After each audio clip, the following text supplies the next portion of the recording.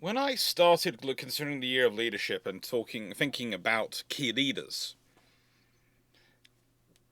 I wasn't 100% sure about who was going to be in it. But I did know who was going to start off my key leaders. I did know who. James Saumarez. Why am I picking him? Because in the matter of roughly 6 days, he goes from losing a battle to winning an absolutely romping, stomping battle with pretty much the same fleet.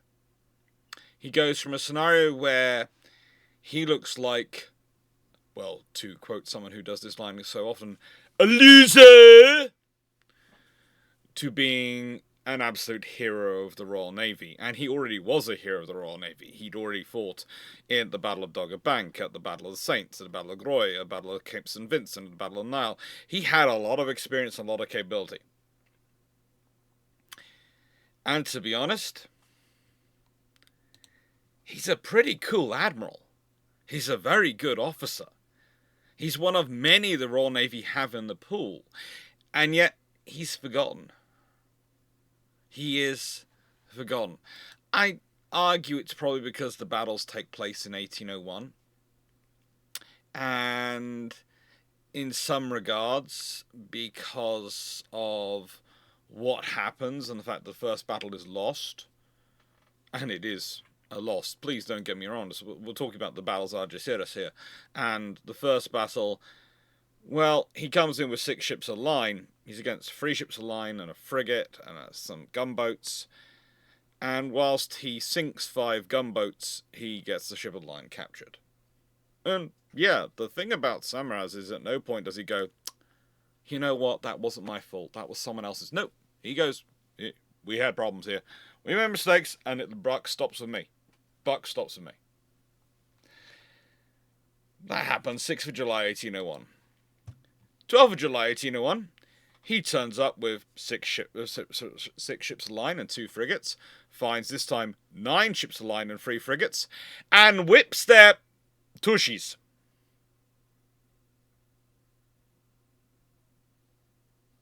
I know, YouTube's not going to like that, but it's fine. He destroys 2 ships of line, he captures a 3rd, and he sinks a frigate. They lose 2,000 killed, wounded, to the Royal Navy losing 119 killed and wounded. 6 days. 6 days.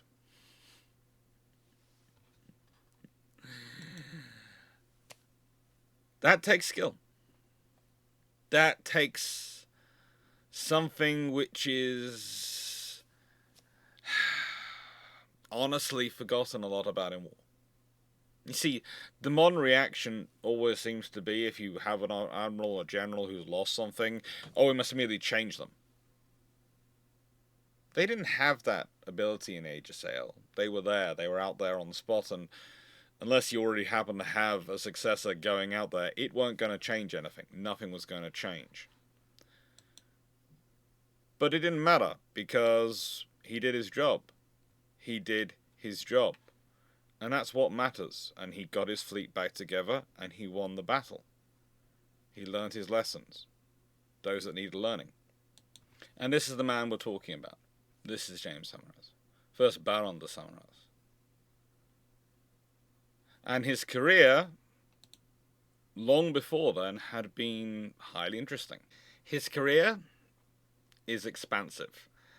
He joined in 1767 as a volunteer aboard HMS Solebay, but that's basically another way of bringing in extra young men who are going to become midshipmen. Volunteers often do that role. Although, technically, he actually never steps foot on that ship and studies in the school in London instead. He then joins the Montreal in 1770. Same captain. Placed on board eventually with Chelsea, he's rated as a midshipman in November 1770. And then he's transferred to HMS Levant in February 1772. And then he takes the examination for lieutenant in 1775. At 1775, he is aged 18. He's 18 years old. And he is put aboard Sir Peter Parker's flagship HMS Bristol in North America. He does well under Parker. He shows him courage, and when you show an admiral that you're doing well, they tend to find a promote to you. He's promoted to an acting lieutenant in July 1776 for the Battle of Sullivan's Island, which is where HMS Bristol engaged Fort Sullivan. 111 men were killed aboard Bristol in that battle, but he does well. He then moves to HMS Chatham as its temporary 5th lieutenant, and still in 1776, he is given command of the Lady Parker, a tender, a supply ship. Think about that. He's 19 years old. He has his first command. Next time you start thinking about, how old are these young people being put in charge of all these decisions, just remember, we've been doing it for centuries. We've been putting very young people in charge of things. 19 years old, he was in charge of his own little ship. He's promoted to lieutenant properly. He's passed the examination, but he's promoted to lieutenant properly in 1778, and is given the 8-gun galley, the HMS Spitfire. This he's fighting in the North Americas with. After 47 engagements, he's taken in about 47 times, he had to run her ashore and burn her on the 30th of July, 1778. Think about that. 1778, he's 21 by this point. Because Admiral d'Estaing had arrived at Narragansett and Bay, and frankly, he couldn't take on the entire French fleet solo in his little Spitfire. She's a galley. Next time you think galley warfare didn't come to North America, please go look it up. They did. Galleys get all sorts of interesting places because, especially when you're dealing with the level of sail rigging and sail technology in certain areas of the world, when you need to do fighting, when there isn't, enough wind going around, before you have the internal combustion engine or the steam engine or anything to really propel you, you have muscle. And that's what galleys are. They're the application of muscle. But don't worry, that gives him a chance to serve in a land battle. He stands in the Battle of Rhode Island. He survives. He's a Royal Navy officer ashore fighting in a battle, but he does okay. He does disturbingly okay, realistically, in the Battle of Rhode Island. And then he moves on to become, he had said in Portsmouth, of course, and then he takes on as 3rd lieutenant aboard HMS Victory, which is always a good position to be posted to. If you're posted to a first rate, you're going to meet a lot of admirals. And once he meets Vice Admiral Hyde Parker, and remember, he served under Peter Parker before, now he's serving under Hyde Parker. Well, he's reached 1st lieutenant, and Parker likes him. So when Parker transfers his flag to HMS Fortitude, he takes Saumarez with him, because, he's a Vice Admiral. There aren't enough people really senior around to argue with him when he wants to do these things. There's no one sitting enough senior enough to argue around with him to argue about these things. There are very few admirals in the Royal Navy at this point. There are a burgeoning number of vice admirals and rear admirals, a huge number of rear admirals in many ways, but there aren't enough admirals around, and there weren't enough on that station to really argue with Parker. If he wants to take an officer with him, he's taking him. And we will all just agree. And as such, takes part in the Battle of Dogger Bank in August 1781, where he's wounded. And as such, as he's been wounded and has got all this experience, he's promoted to the rank of commander. So think about that, 1781. He's now 24 years old, and he's being made the rank of commander. And as such, he gets a fireship, the Tisiphone. Tisiphone. Tisiphone. I think. Tisiphone? I think. Oh, Tisiphone. One of the two. And then he takes his vessel off to the West Indies, and he has dispatches for Hood, because at that time the fire ships are being more used as fast dispatch vessels than anything else. They're basically vessels which can be used as fire ships, but in normal times are going to be used for communications. And arrives in time to take part in the final operations against St. Kitts in January 1782. Yeah, he's a lucky officer. He really is. He gets a lot of experience. Now, with Rodney's recommendation and various admirals backing up, when he arrives with Rodney's force in St. Kitts and etc. area with Hood, they find HMS Russell, a 74-gun third-rate ship of the line. Its captain is ill, so that captain swapped out to the Tizifone and sent home with the dispatches and the commander. James Saumarez gets to take charge of HMS Russell. Now, here's the thing. During the battle, he takes his ship out of line to help assist with the capture of the Ville de Paris, the de Grasse's flagship and the commander of the French forces at the Battle of Saints.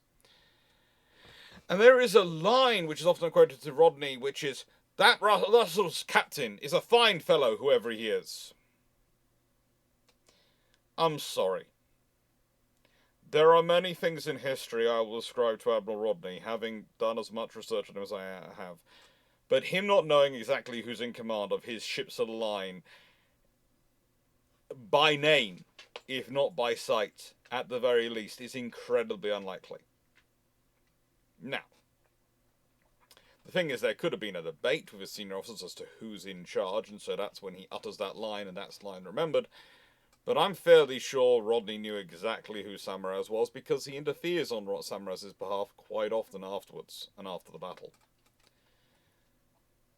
When the war finishes over there, Saumarez goes ashore, and he's on half pay for years. He does all sorts of Sunday school setting up. He wrestles with a bit of depression, it seems. He gets some short-term employments to a frigate and a 64.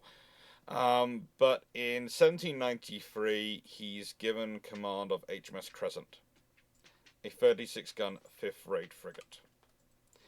Now, that's important. That is important. Because this is where some of the scenarios comes in when people go, well, hang on. He's being given command of a fifth-rate. He's a commander, though, not a captain. And a fifth-rate is a rated ship, so therefore requires a it requires a full captain to command. That's where a lot of the issues with uniform tend to come from. It's basically the Admiralty paying fast and loose with their own rules when they've got good officers, but they haven't got enough sea time, or for other reasons haven't been made a full captain yet. It leads to a lot of interesting discussion, because when you're looking at how it's supposed to go, how it does go, and what actually happens, you find that, yeah, in this period, just like in World War II and in World War One and in other large wars, the Royal Navy tends to play the game with its ranks of who is best to be put in, who is available to be put in charge, and let's make the rules fit so that person can be in charge. This leads to all sorts of confusion, where sometimes people interpret what the Royal Navy's doing as being the new rules, when it isn't. The Royal Navy's just playing fast and loose with the rules on a regular basis, and it causes fun for historians. It's why it's really good for historical fiction writers. It's really annoying sometimes for historians, because sometimes you get people talking about it and you're going, that's not wrong, but it's actually also not right. And which is a great thing to say about history. Whenever you're talking to someone, you go, well, you said it's not wrong, but it's also not right. And they look at you and go, but, yeah. You are talking about in some specific cases, that is definitely the policy followed.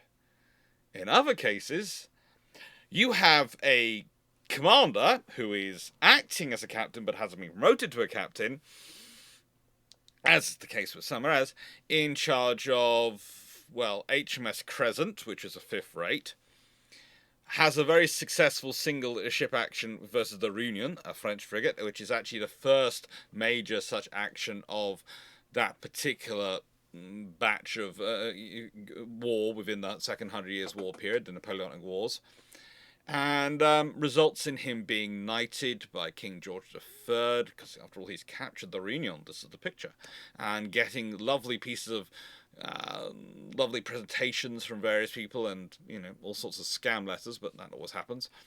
And then gets command of a Guernsey-based squadron of 3 frigates, which are all, well, Crescent's got 36 guns, Druid has 32 guns, and Eurydice has 24 guns, making them all sort of rated ships going on here. But again, this highly unusual situation is not unusual when you're dealing with the Royal Navy.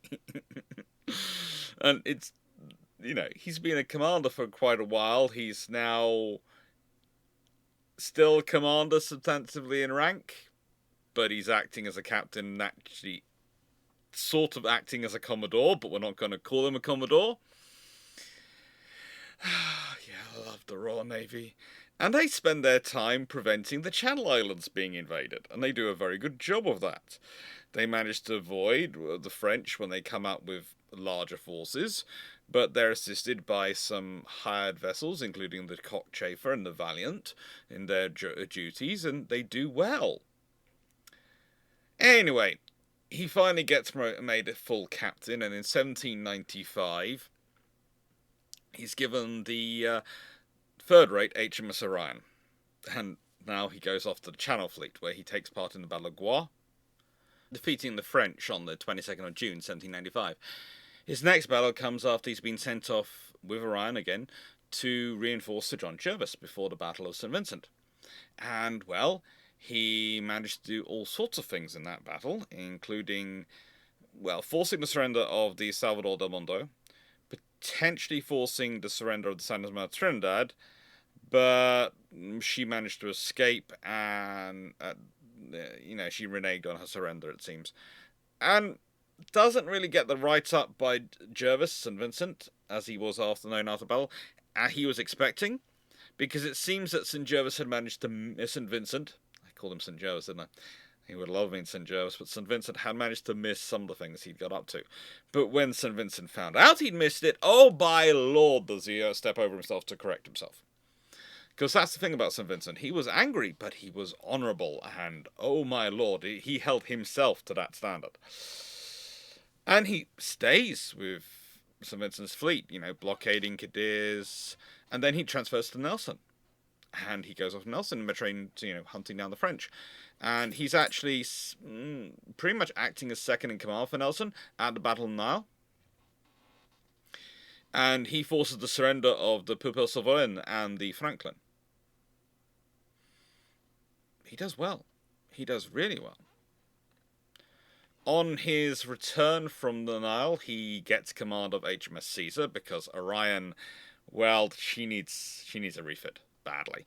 He gets, though, an 80-gun ship, so she's still technically a third rate, but she's got more guns. And that's lovely. And in 1801, he is promoted to Rear Admiral de Blue, the lowest rank of Rear Admiral you can get, but he's also created a baronet. And he's sent with a small squadron to watch the Spanish fleet in Cadiz. And that's where the Algeciras campaign comes in, and that's where we're joining him. He goes on to a whole career afterwards, and please note, when he retires from the Navy, he retires as an Admiral of the Red. The only rank seen at that is Admiral of the Fleet, and that's a very special rank to get to. And the battles of Algeciras are going to be the last battles he'll ever fight.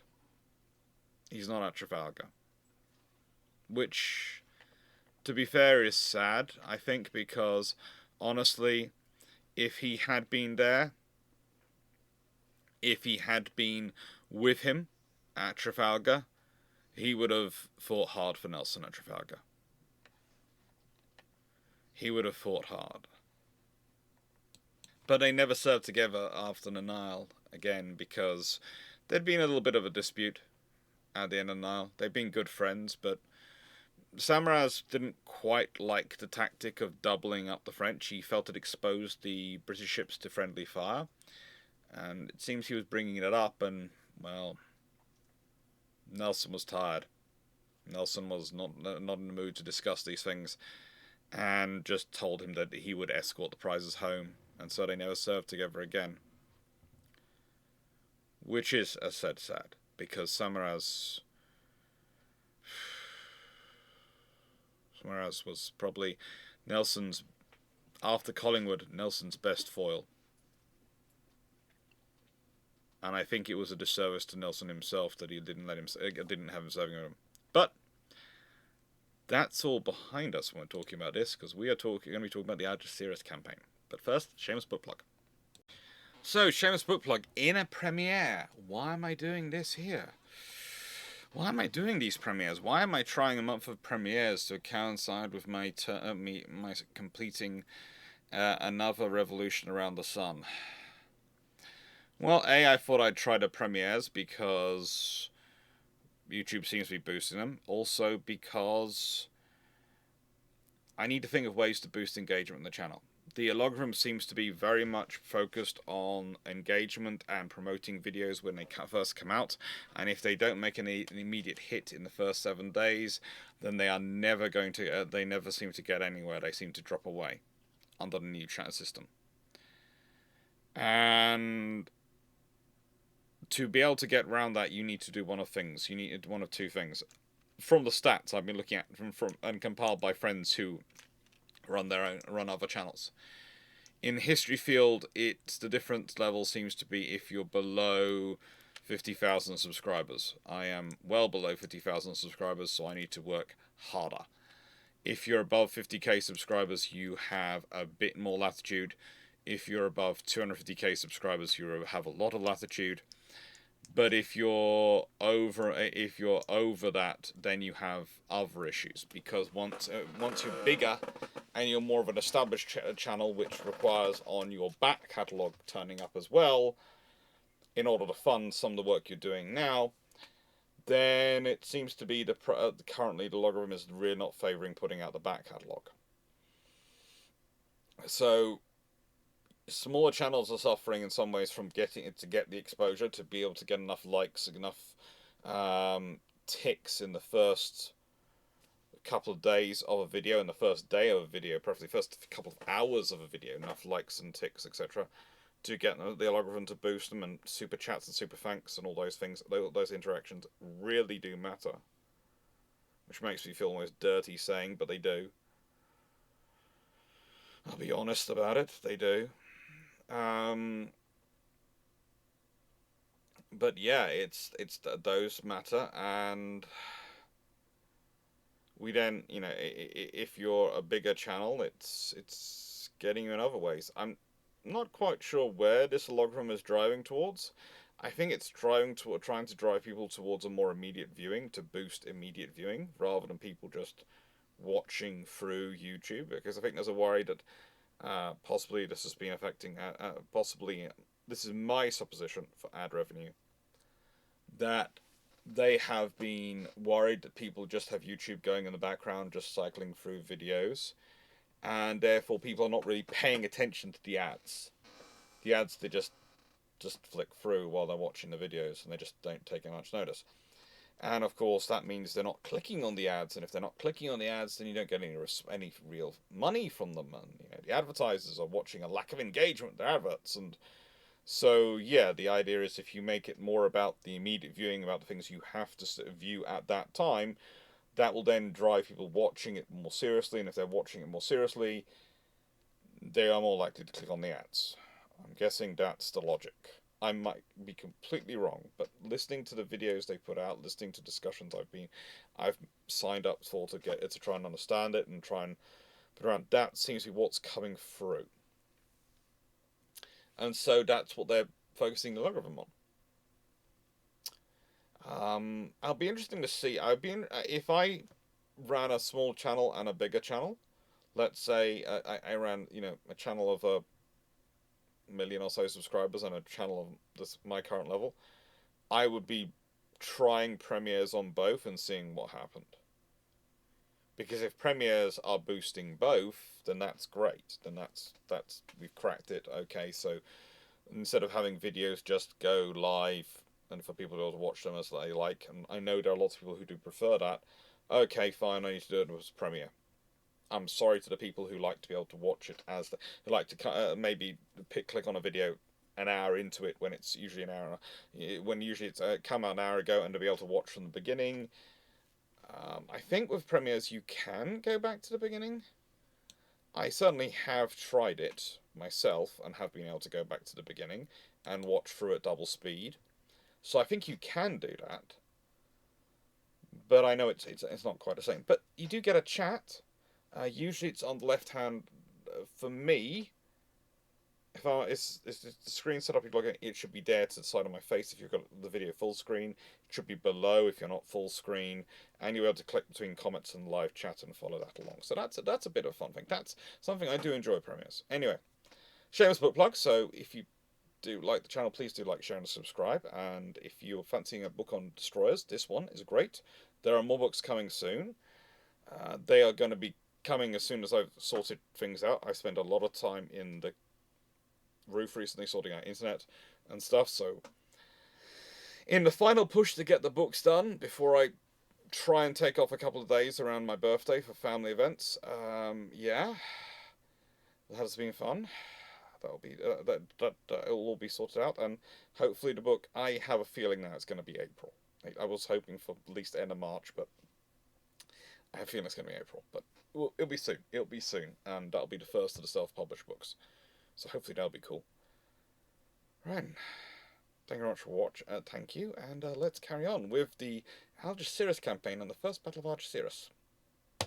Now, this whole campaign comes about because someone has a bright idea. That's Napoleon Bonaparte. He always has such bright naval ideas. And anyway, the idea is to purchase some ships from the Spanish, and to link those up with 3 ships which have been sent home because they lacked crews, and to have 9 ships from Cadiz, therefore, because it would be the 3 French ships and the 6 ships they bought from Spain meeting up in Cadiz, and from there they would go out to conduct operations against the Portuguese coast, or maybe to Egypt, to try and reinforce the troops which have been decimated by the Battle of the Nile. Well, their supply lines have been. And it's all lovely ideas. It is truly gorgeous ideas, and there's all sorts of things going around. The one small trouble is that Cadiz itself has a force blockading it, and that is led by Saumarez. And it's not the strongest force in terms of it really wouldn't match up against the combined Franco-Spanish.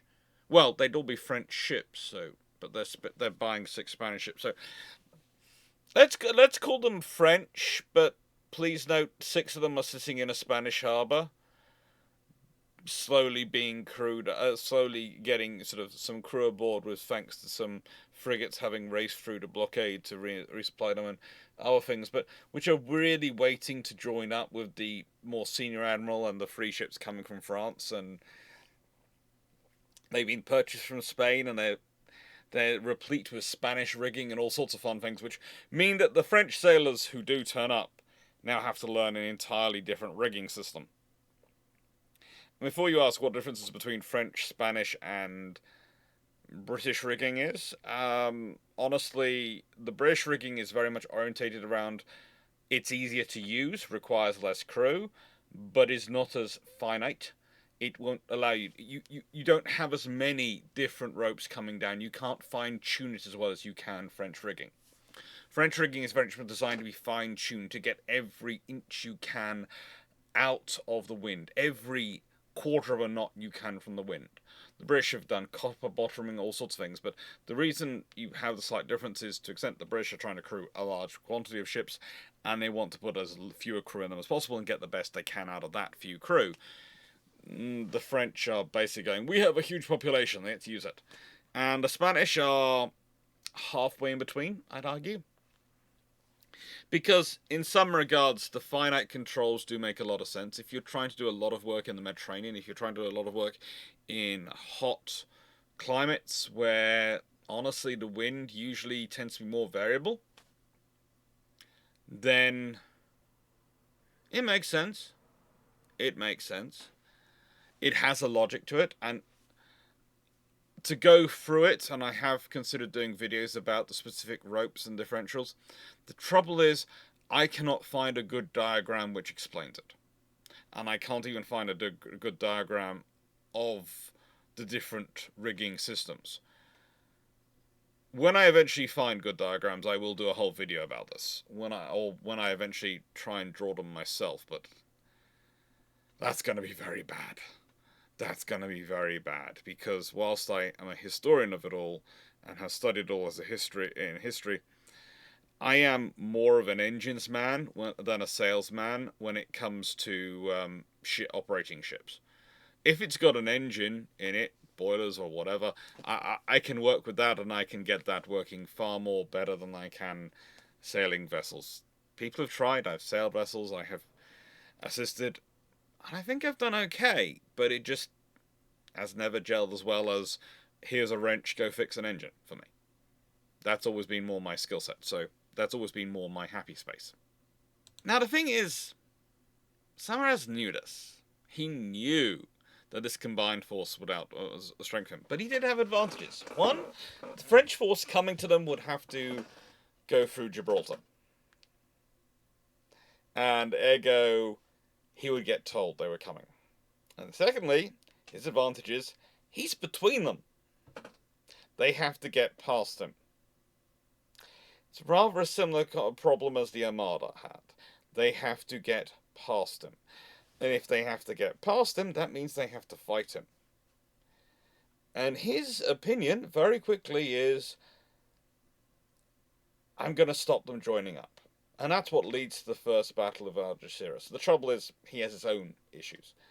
Trying to get his own forces together, especially HMS Superb, which was off blockading another little port, and all the other things together, was very, very difficult. And honestly, the first Battle of Algeciras is the French force have taken themselves into the Bay of Algeciras and anchored in a very strong position because they need to communicate with the force in Cadiz to try and link up.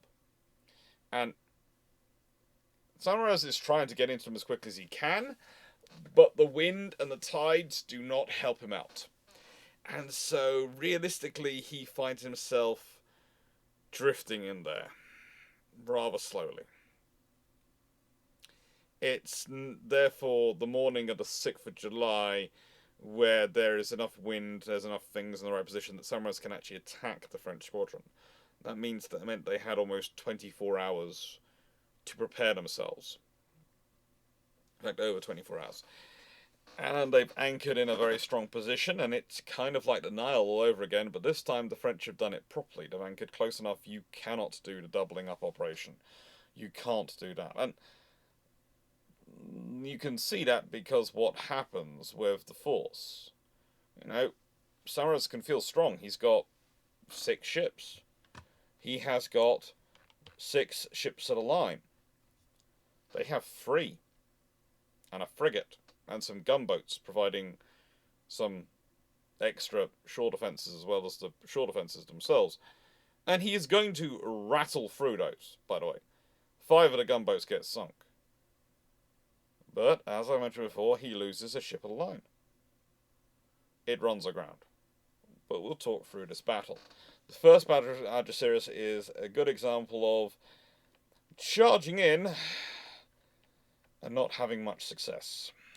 It's also one of those battles where literally nothing goes as planned. The plan was for Captain Samuel Hood, not that Hood, but his nephew of the more famous Admiral, in HMS Venerable to lead the attack, as he had the most experience of these inshore waters. And it is a collection of 74s. Please, let's get to that. The British ships involved are all 74s. The vast majority of the battle is third rates. But the trouble is, as soon as he enters the bay, as soon as he enters goes past around Carabita Point, his ship's becalmed. Sometimes that happens. Sometimes you can have two ships sailing next to each other and one can just lose the wind. And so, who comes charging around first, the bay first? HMS Pompeii! Under Captain Charles Sterling. They enter the bay at 0750 hours, followed by Audacious, under Captain Sheldon Purd. And as soon as they're sighted, well, Lenoir gives orders to start warping into shallow waters. Using that, warping is when you use the anchors and use various ropes attached to try and pull the ship into shallow waters, so that the enemy cannot get along the shoreline, cannot get between you and the shoreline. And that's literally because he doesn't want to have what happened to him, what happened at Nile. He's very focused on it. The French are, you've done the Nile to us now. Well, to be fair, you did it to us at Sleaze as well. You've done that to us twice now. We don't want it done again. You're not doing it a third time. No, you're not doing it again. There are other times as well, but we'll leave that to one side. And the thing is, the battle ranges on for quite a while with pretty much those three ships. Why? Because again, thanks to the wind, realistically the rest of the Royal Navy doesn't arrive till 0915 hours. So the battle has been mostly those three ships focused on from 0750 hours, from about 10 to 8. So it's about an hour and a half. It's literally three ships are what's the British formation versus the various land forts, the various positions, etc. firing at them. There are three British ships. At 0915 hours, the rest of the squadron comes in. Caesar, with Saumarez aboard, that's his flagship, comes in and anchors in front of Audacious, inshore of Venerable, and opens fire on Desert.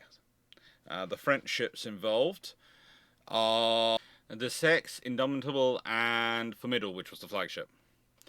Sorry, there are just so many names roaming around which are usually traditional Royal Navy names and French names because they like to capture each other's ships and use them, that sometimes I have to double check lists.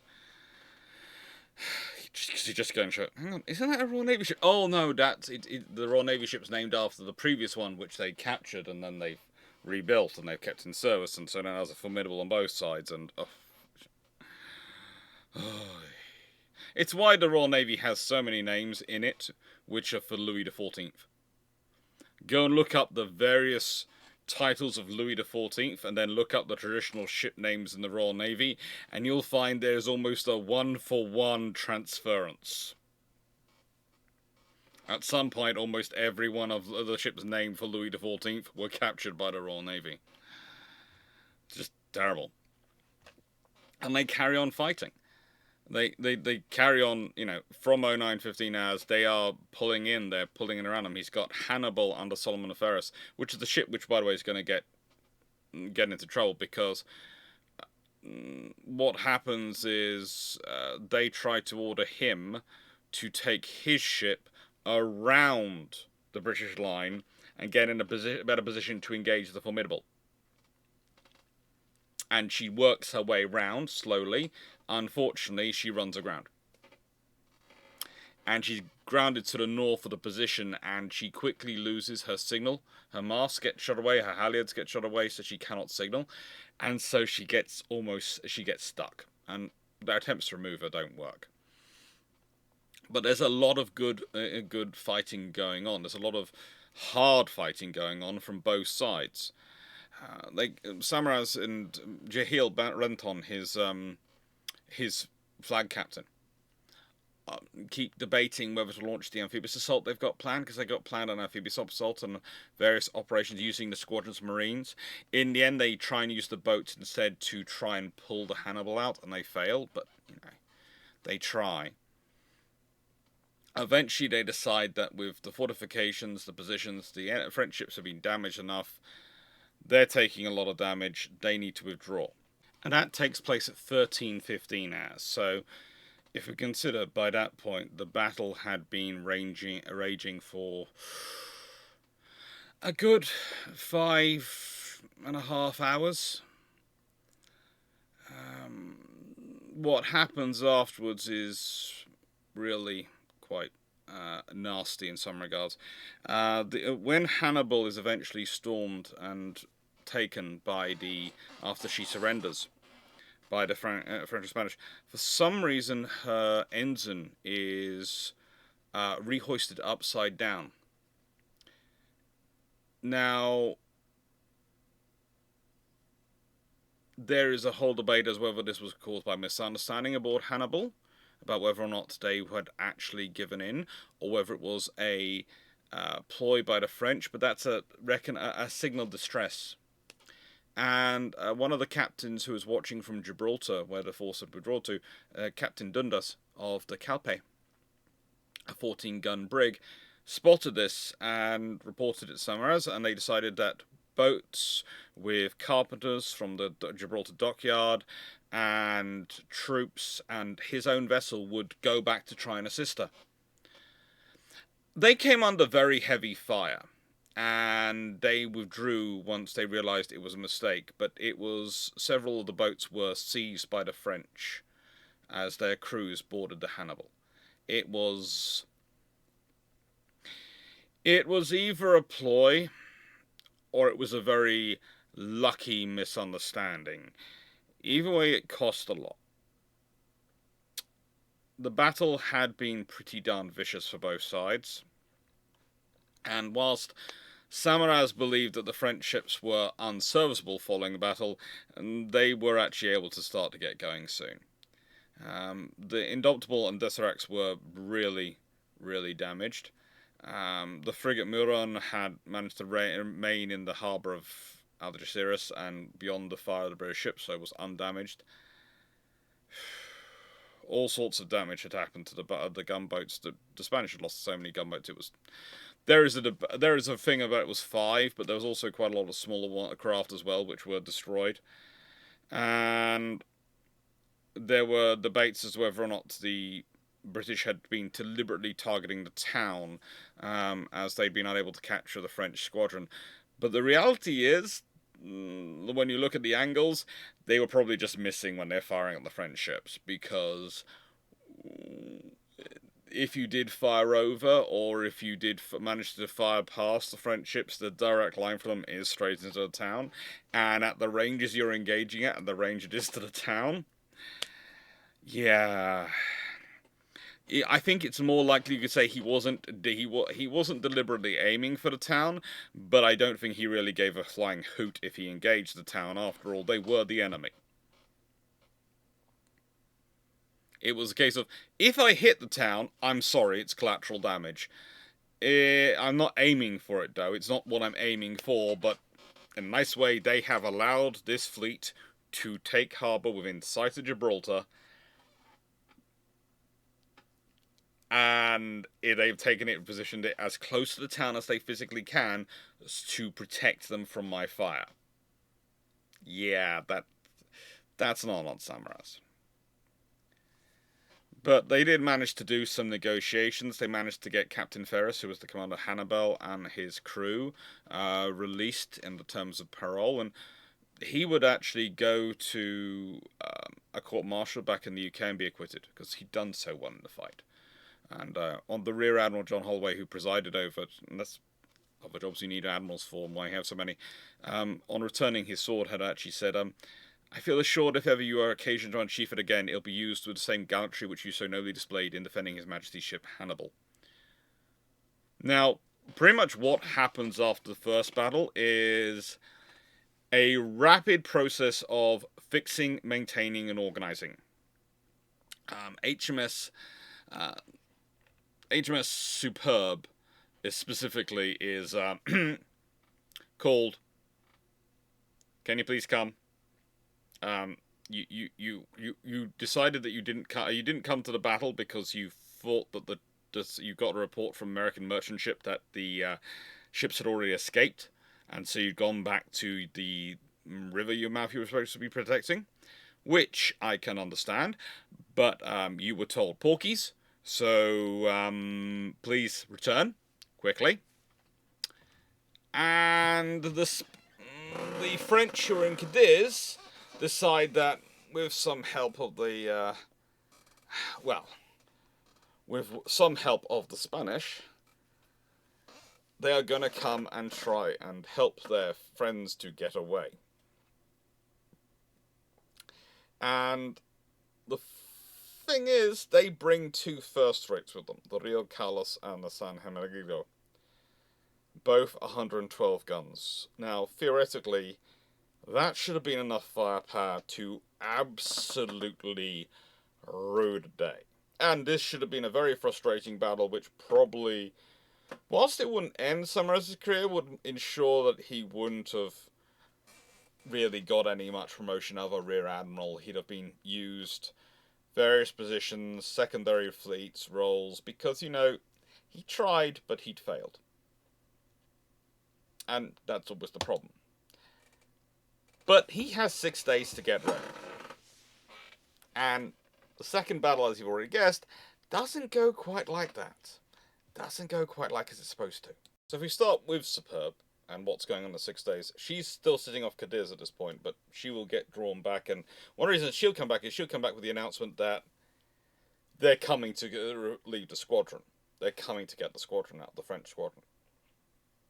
Now, when Saumarez withdraws to Gibraltar, retreats to Gibraltar, he basically thinks he has roughly 2 weeks. He sends a message to Lord Keith, who's in charge of the Mediterranean fleet, and goes, "Can you send me some ships to support me?" Because he thinks they're going to take 2 weeks to repair those ships in situ and then try and meet up. That's what he would do. That's what he thinks they're going to do. Because that's the sensible thing to do. But actually, it turns out the Spanish and French plan is, we just want these ships to be barely seaworthy, and we're going to send out a squadron tough enough that any British force in the area can't deal with it. Now, this is heard quite quickly in Gibraltar, but it is actually Captain Richard Goodwin Keats of HMS Superb who confirms this, because he's been off Cadiz with HMS Thames and HMS Parsley. And he's been watching it. Thames actually seized an American merchant ship and found out more information about them. And they got the information confirmed that they were coming, that the Spanish were going to come. And so they sailed to Gibraltar. They sail down. And they tell Saumarez what's happening. And Saumarez does his best to get his ships ready as quickly as they can. Now, the whole time, Saumarez is running around the ships in Gibraltar. He is literally going from ship to ship, finding out what's wrong with them, making sure they're getting the stores. Got officers running ashore. He goes towards the stores. He's working with the dockyard workers. Remember, the keenest dockyard workers, the most encouraged dockyard workers, were probably the ones who volunteered to be on those boats to try and go and get Hannibal. You've lost a lot of those. So that's been a problem.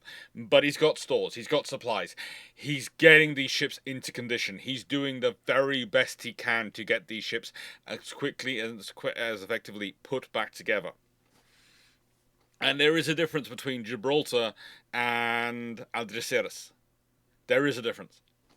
A massive difference. One is a raw dockyard. One has all those facilities there, and by God does he use them.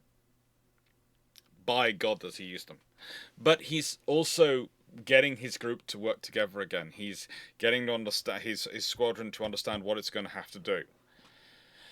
And he does think and hope he has 2 weeks. He does hope he has 2 weeks, but when he sees the relief force arriving on the 10th of July, they arrive some on the 9th, some on the 10th of July. These are big, powerful ships. These are 2 first rates of 112 guns each, the Rio Carlos and the San Hermenegildo. The others are equally large and equally nasty. They really are not things you want turning up. They are the San Fernando, 96 gun, second-rate ship line. So there's 3 triple-deckers there. 3 triple-deckers. There's the Argonauta, a third-rate, 80-gun third-rate. The San Agustin, a 74-gun third-rate. And there is also the Saint Antonin, which had been the Sant Antonio when it had been Spanish. And, well, how do I put this? It is now a ship which is first been turned over to the French, of the 6 which are supposed to be turned over to the French. And its crew is a mixture of French and Spanish, and honestly, that poor ship is the one which arrives on the 10th of July. And they're all there, and so he knows he's got very little time. As he sees the crews from the ships which arrived are helping out the crews which were already there, getting their ships ready. So basically, they arrive 3-4 days after the battle. And that's a really crunch time. And so on the 12th of July, when the Franco-Spanish ships put to sea, the British squadron is sailing closely behind them. Closely behind them. Light winds have caused issues. Light winds have caused both to have issue getting together. Again, with that fact that none of their warships are really in the best condition. The Spanish ones haven't been to sea in a while, and so are still getting themselves into fighting fit. That you've got Saint Antoine, which is you can imagine the joy she's got going on. And then you've got the other French ships, the Indomitable, the Sax, and the Formidable, which are all being held together by string, hopes, and prayer. It's not a good position. And the thing is, the real advantage the British have is HMS Superb. Because she's in completely good condition and finally worked up. And so Saumarez orders Keats to take Superb and make sure to engage the rear guard of the force. And that is where we get the second Battle of Algeciras. Because engaging the rear guard, for one thing, it's going to reveal their position. The fire of the cannon, especially at night, is going to help you guide your fleet towards them. And she is the ship which can do roughly 11.5 knots. Superb is the fast ship. She is the one which hasn't been damaged. She wasn't at the first battle. And she's fully worked up. She's his best option for this. And that's also quite a bold step for him, because he's separating himself from his lone ship. And the last time he sent off a lone ship, Hannibal, remember, things didn't go well. You know, you could excuse a commander who has just had the experience he's had of acting conservatively, of not taking the risk, but he still does it. He does what needs to be done. And with that going on, with the second battle beginning, thanks to the excellent works of Superb at catching up, she spots the Rio Carlos and the San Hermenegildo, the 212 ships, and the Saint Antoine. They were the rear guard. Behind him, Keats, as far as he could see, was Caesar and Venerable. And by 2300 hours, he could only see Caesar. She was 3 nautical miles behind the Superb. So theoretically, Keats believes he's on his own at this point. Keats only has faith in his Admiral that there's any fleet behind him. That's all he has. But he manages to get up to the Rio Carlos. And he fires 3 broadsides into her very quickly. They haven't really seen her coming. And she doesn't manage to start returning fire till after those 3 broadsides have slammed into her. By 23:20 hours, he's coming under fire from all 3 of these vessels, by the French Saint Antoine and the 2 Spanish ships. He's managing to evade this by the tremendously simple but tremendously devastating method of night fighting of just not having his lights turned on. So, by just not having lights on, his ship is only illuminated when either it fires, or when it's illuminated by the fire of the enemy ships, which makes it far more difficult to track and target him. Whereas his counterparts do have their lights on. The Royal Navy has been practicing night fighting for a long, long time, but it's quite disturbing some of the obvious things of how to fight at night successfully. You can understand, though, of having the illumination, because for them, they are 3 ships versus 1 ship. Or, well, at least they're not sure. Some of their sources at that time report that they are descended upon by 6 ships. It's actually 1. But, life happens. Life happens. Eventually, Linois orders his ships to extinguish their lights, but this then makes it worse.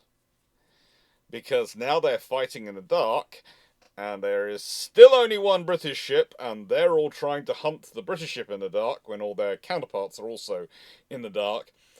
And this leads to, well, some very interesting Spanish gunnery. Carlos keeps firing randomly, but keeps missing Keats' ship, keeps missing HMS Superb. And eventually Superb is beyond Real Carlos and is actually fighting San Antoine. But the issue doesn't stop for poor Real Carlos. In fact, she was dealing with a fire so fierce it could be seen by observers at Gibraltar. She was burning that fiercely. Now, with her under that, and with him further forward, Keats is now happily engaging San Antoine, going, hello! This is basically a solo ship battle, and I'm soloing you all, but I am in charge of HMS Superb, so I'm living up to my name. This is the typical British. We like to pretend our names are, the French is named, our ships are named after these great big, victorious admirals and generals and all these things. And then our ships are named for, Fluffy Kitten. No, Superb is really a very, very subtle dig. And Superb also does come from a captured French ship. The first vessel to take that name having been the Superb, which was a French ship, which was captured by HMS Kent in 1710. The one we're talking about in 1801 was the 5th ship to bear that name. And when you start considering the battle honours of them, yeah. The fact that Algeciras is called the Gut of Gibraltar battle honour always worries me. We'll leave that to one side. Rather than calling it Algeciras, it would mean so much better. But we'll leave that to one side. It's the Gut of Gibraltar, and they do technically gut the French and Spanish, so you can understand it. And it's also technically the feature it's named for. But again, the Second Battle of Algeciras would probably be better on the battle honour. Now, the engagement with San Antoine was vicious. But if I tell you that afterwards she becomes HMS St. Antoine, that might tell you what happens. The battle goes on for roughly 30 minutes, raging and raging. But Superb shoots away all her halyards, shoots away all her abilities to control herself, and damages the rigging, and eventually she's forced to surrender. Formidable manages to get past these ships by feigning British signals, so British signal lights, basically, until she's past that battle. And while Caesar, Venerable, and Spencer and Thames actually catch up with Keats after midnight and then carry on after the fleet, what they don't realise is what's happening behind them. Okay, this is where the battle really reaches its peak. Because as the fire is blazing on Real Carlos, the San Hermenegildo closes in, thinking that she's a British ship aflame. And without checking what they're firing at, they fire several broadsides into her, which leads the Real Carlos to also fire broadsides into the San Hermenegildo. And they get so close that the flames start spreading from one ship to the other. Both ships tangle up. And the fire goes all over them. It's far too dangerous for the British to get close. It's far too dangerous for the British to even get... They're looking at these 2 ships blaze with fury. And Well, Rio Carlos seems to go boom roughly at 0:15 hours, and Sam Helgida at 0:100 hours when the flames reach their magazines. There are 262 survivors in boats are taken aboard the Sant Antonin, the captured ship, and Superb also picks up another 38. Very few managed to reach the remaining of the Franco-Spanish squadron, but yeah.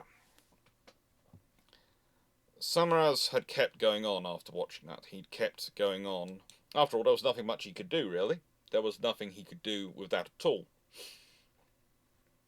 And at 0400 hours on the 13th of July, HMS Venerable, with Samuel Hood, again, not the famous Admiral, also goes on to become an Admiral, but the nephew of the more famous Samuel Hood, spotted the Formidable. Still trying to get away. Still damaged, but still trying to get away. It's trailing the rest of the Franco-Spanish squadron. And so, they start to try and hunt it down. They are trying to hunt it down as quickly as they can. The British ships come under fire from Formidable stern guns at 0515 hours.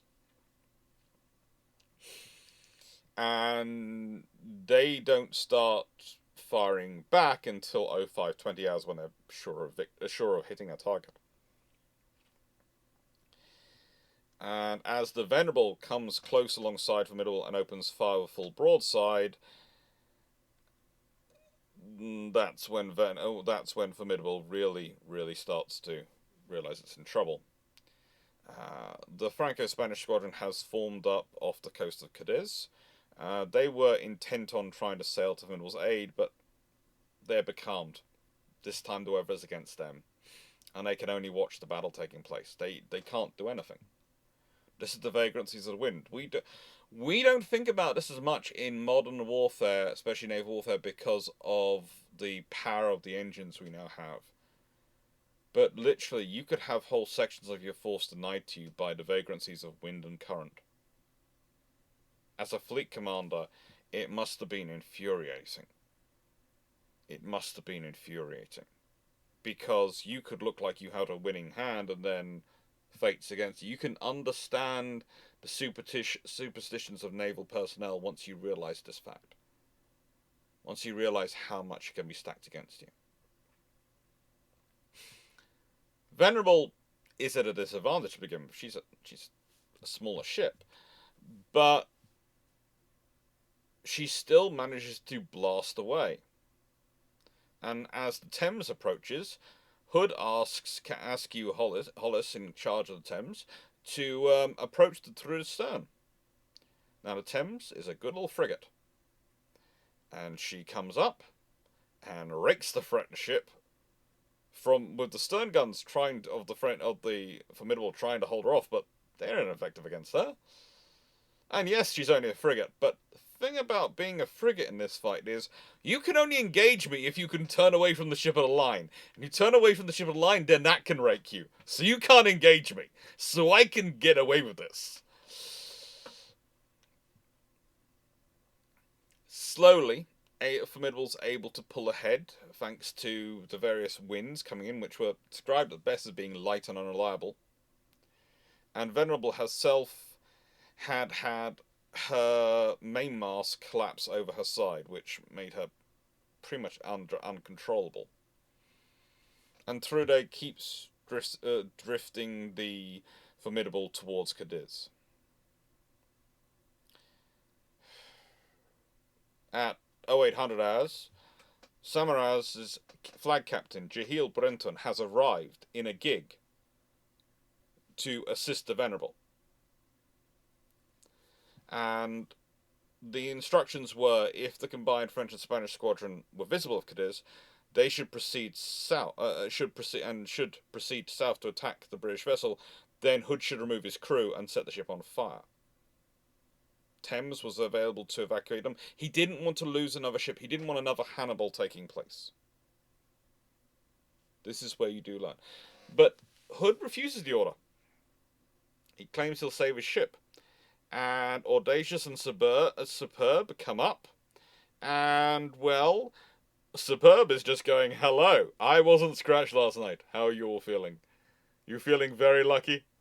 Very, very lucky? And not long afterwards, the rest of the Royal Navy squadron turn up and, yeah. Formidable manages to get into Cadiz along with the rest of the Franco-Spanish squadron.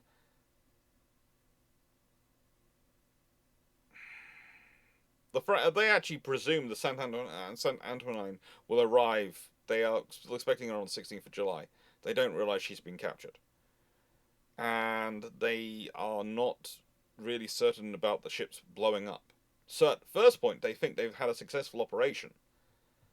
They don't realise they've lost 2 first rates. 2 first rates have blown each other up in the difficulties of fighting a night. And they have lost a fairly decent third rate.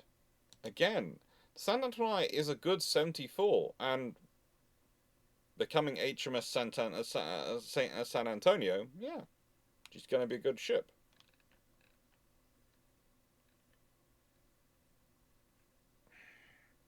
She's going to be a useful ship. And overall, from this battle, the British casualties were incredibly light, mostly because Superb had just danced around, avoiding them, and while they'd been trying to swat one fly with sledgehammers, they'd managed to slam each other instead. Basically, the moral of the story is, if you have something which makes you easily recognizable at night, and you're fighting a smaller force at night, yes, it might give them an advantage, but it stops you killing you!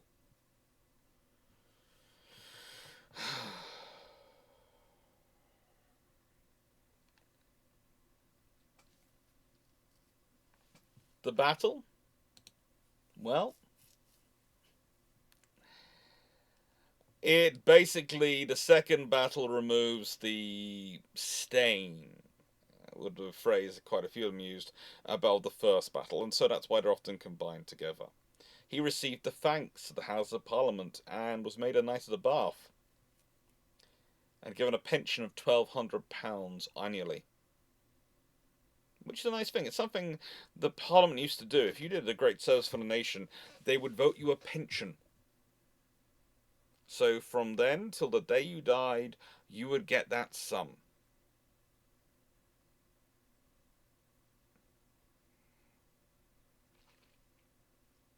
It's a good thing. It's something which to an extent, I wish they still did. I think it was a nice way of honouring people. It was a practical way of honouring people. And it got around some of the things you have where people go, oh, we're going to give them this title lord or this favour, etc. You could basically differentiate, are you getting something which actually has a financial reward or something which doesn't? Are you actually worth this? I know there are different systems these days, so it makes sense, but it was something quite nice. He also sees to it that the first lieutenants of Caesar, Superb, and Venerable are all promoted to commander. And with San Antonio being bought, or Saint Antoine being bought in as the San Antonio, that's going to make a lot of people a pretty penny as well. HMS Superb's crew, very, very happy. They were given a Naval General Service Medal for participating in the battle. And that's 5 decades later, roughly. They make the sort of the description of the British Naval General Service Medal. So if you're still alive in 1847, you get it for having served in that battle. It was nice. They tried in France to represent the battle as a victory, pretty much claiming that they had, managed to get rid of certain ships. But very quickly, once they find out the results, especially the fact that the forces are basically now trapped in Cadiz, and that with reinforcements coming, well, Saumarez can keep them trapped in Cadiz, especially having lost their 2 big first rates. which were the ships which they relied on were going to rely on to smash their way out. Let's be honest, they were bigger than anything else in the British squadron there. And their presence in any battle was going to require the British were going to have to reinforce Saumarez's squadron with those equivalent ships. No, they didn't have to. Yeah, they've got a second rate. Yeah, that's annoying. But a second rate is not the same as a first rate. A second rate, if you've got a couple of third rates, you can definitely overmatch it. You can overmatch a first rate that way, but if they've got 2 first rates and a second rate, that's going to require at least 6 third rates alone to match up with those ships. And you don't want to necessarily be doing that when you've only got 6 ships. You don't want to be in that situation. Those ships were the out of context problem for him. But Saumarez had done a good job, and he'd go on to do more work for the Royal Navy. He really would. But for him, most of the rest of his career would be spent commanding the Channel Islands station. He would be in charge of protecting the Channel Islands as a Rear Admiral, as he's promoted to Rear Admiral of White, Rear Admiral of Red, and eventually as a Vice Admiral, he's still protecting the Channel Islands. He's a very trusted officer for protecting the Channel Islands and dealing with the French in that area, where you are considered highest risk of French invasion. In 1808, though, he gets sent to the Baltic, and he's given command of the Baltic Fleet, with his flagship being HMS Victory. Yes, HMS Victory, Nelson's flagship, which he'd fought at Battle of Trafalgar and died upon, was sent out again. And Saumarez was the admiral aboard her. Their mission there was to protect British trade and do all the duties they need to do that. He's promoted to Vice Admiral of the Red in 1810, and eventually when Sweden is pressured by France to declare war on Britain, he uses tact while dealing with them. He guesses that Sweden, like Russia, would probably eventually side with Britain, so he doesn't want to cause them too much trouble. He just wants to cause them enough trouble to keep them out of the war. And he keeps Denmark under strong observation until it's invaded by the Swedish army. But he does so well in his role that when Sweden is Britain's ally, Charles XIII gives him the Order of the Sword, the Grand Cross of the military of the Order of the Sword, to be precise, which is a very, very nice station, a reward. And, well, when Napoleon does try and invade Russia in 1812, it's Saumarez's fleet which prevents them being reinforced through the Baltic. Make sure it doesn't happen, by smiling very politely with cannon. In 1814, at the Peace of Amiens, he's promoted to Admiral of the Blue, and he's made Rear Admiral of the United Kingdom. He will eventually, by 1819, be advanced to Admiral of the White, and then in 1821 is appointed Vice Admiral of the United Kingdom. And it carries on, and in 1830 he achieves Admiral of the Red. He's raised to a peerage, the Baron at the Saumarez in 1831, and dies in Guernsey, Channel Islands, in 1836.